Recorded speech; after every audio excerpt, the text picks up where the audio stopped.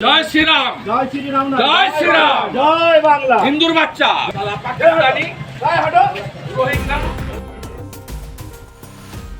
পশ্চিমবঙ্গের বিজেপি নেতা শুভেন্দু অধিকারী আবারও জনরোষের মুখে পড়লেন। মুখ্যমন্ত্রী মমতা বন্দ্যোপাধ্যায়কে নিয়ে কুরুচিপূর্ণ মন্তব্য করায় কোচবিহারে তার কর্মসূচি ঘিরে তৃণমূল কর্মী সমর্থকদের বিক্ষোভ ও হামলার ঘটনা ঘটে।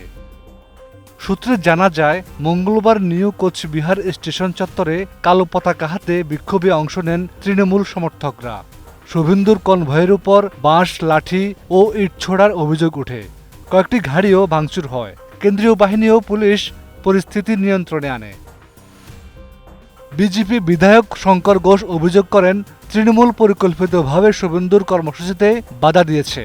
অন্যদিকে তৃণমূল মুখপাত্র পার্থ প্রতিম রায় দাবি করেন, শুভেন্দুর উপর কোনো হামলা হয়নি, সাধারণ মানুষ ক্ষোভ প্রকাশ করেছেন। এছাড়া মন্ত্রী উদয়ন গুহ বলেন, যারা বাংলা ভাষাকে অপমান করেন তাদের কালো পতাকা দেখিয়েই প্রতিবাদ জানানো হবে।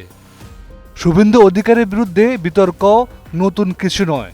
এর আগে ভারতীয় পার্লামেন্টে মমতা বন্দ্যোপাধ্যায়কে নিয়ে তার অপমানজনক মন্তব্য সমালোচিত হয়। পরে নন্দীগ্রামে এক পথসভায় গেলে শুভেন্দু অধিকারীকে জুতাপেটা করা হয়।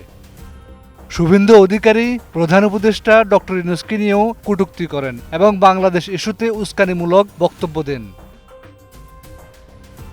এদিকে শুভেন্দু অধিকারীর উপর হামলার ভিডিও সামাজিক মাধ্যমে ছড়িয়ে পড়লে নেটিজেনরা উল্টো শুভেন্দুকেই উপহাস করতে শুরু করেন। কেউ লেখেন, এটি তার উচিত শিক্ষা। কেউ তাকে পাগল, বেয়াদব, নরপিশাচ বলে মন্তব্যও করেন। অনেকের দাবি, তার বক্তব্য শুধু পশ্চিমবঙ্গে নয়, বাংলাদেশ ভারত সম্পর্কেও উত্তেজনা সৃষ্টি করছে। শুভেন্দুর আচরণকে বিজেপির বিভাজনমূলক রাজনীতির অংশ বলে আখ্যা দিয়েছেন, যা সামাজিক ও কূটনৈতিক উভয় ক্ষেত্রেই বিতর্কের জন্ম দিচ্ছে।